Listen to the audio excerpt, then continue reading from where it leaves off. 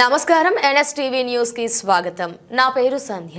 ఇక వార్తల్లోని ముఖ్యాంశాలను ఇప్పుడు చూద్దాం.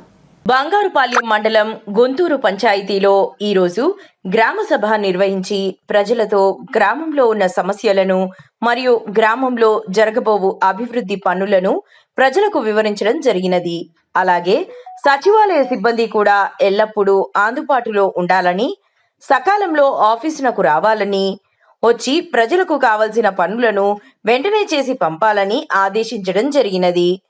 గుంటూరు పంచాయతీ అభివృద్ధిలో ఎప్పుడూ మొదటి స్థానంలో ఉండాలని, అందుకు ఎల్లవేళలా మేము అందుబాటులో ఉంటామని ప్రజలకు మరియు సిబ్బందికి గట్టిగా యువ నాయకులు భాష్యం వంశీ చెప్పడం జరిగినది.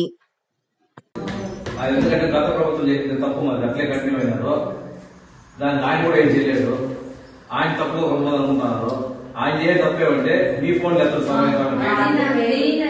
నేను ఫోన్ చేసే రెస్పాండ్ అవ్వడు, చెప్పాలంటే 30 ఏళ్ళు నాకు చెప్పడు.